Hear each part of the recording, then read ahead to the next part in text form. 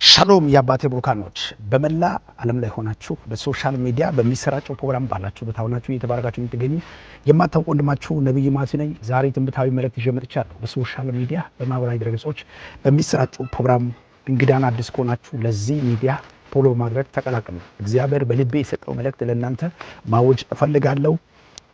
ራእይ ምዕራፍ 21 ቁጥር 1 ላይ እንዲህ ይላል፣ አዲስ ሰማይ አዲስ ምድር አየሁ፣ ፊተኛው ሰማይ ፊተኛው ምድር አልፏልና ባህርም ወደፊት የለም። ቅድስቲቱ ከተማ አዲስ ኢየሩሳሌም ለባሏ እንደተሸለመች ሙሽራ ተዘጋጅታ ከሰማይ ከእግዚአብሔር ዘንድ ስትወርድ አየሁ። ታላቅ ድምፅም ከሰማይ እነሆ የእግዚአብሔር ድንኳን በሰዎች መካከል ነው፣ ከነርሱ ጋር ያድራል፣ እነርሱም ሕዝቤ ይሆናሉ። እግዚአብሔር እርሱ ከነርሱ ጋር ሆኖ አምላካቸው ይሆናል። እንባቸው ሁሉ ከዓይናቸውን ያብሳል። ሞትም ከእንግዲህ ወዲህ አይሆንም፣ ሐዘንም ቢሆንም ወይም ጩኸት ወይም ስቃይ ከእንግዲህ ወዲህ አይሆንም። ሃሌሉያ! የቀድሞ ስርዓትን አልፏል ብሎ ስናገር ሰማሁ ይላል። ሃሌሉያ! የመልእክት ርዕስ ያልፋል። በተለያዩ ሁኔታ ውስጥ በተለያዩ ጉዳይ ውስጥ ጭንቀት ውስጥ ያላችሁ፣ ሐዘን ውስጥ ያላችሁ ያልፋል። የማያልፍ ነገር የለም። መከራውን ትረሳለህ፣ እንዳለፈ ውሃም ታስባል። በህይወት ላይ ተከታታይ ያለበት ሁኔታዎችን ግራቪቲ የሚናገረው ነገር ሊኖር ይችላል። የጸና የትንቢቱ ቃል እግዚአብሔር እንዲህ በላቸዋል፣ መከራ ያልፋል፣ የቀድሞ ስርዓት አልፏል።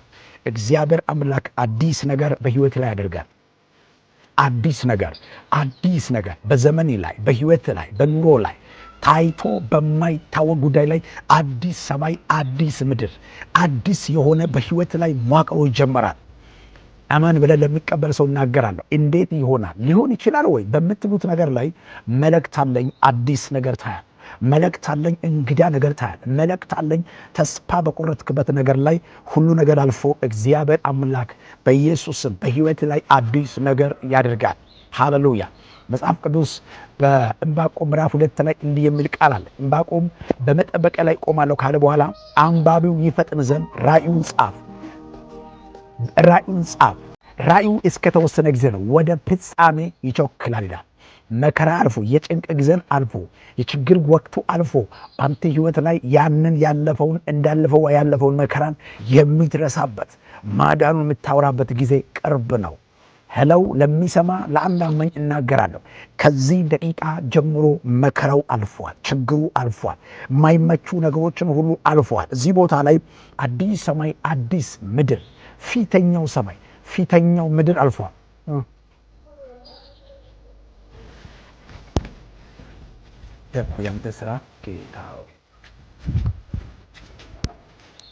እና አዲስ ሰማይ አዲስ ምድር አየው ካለ በኋላ ፊተኛው ሰማይ ፊተኛው ምድር አልፏልና ባህርም ወደፊት የለም ይላል።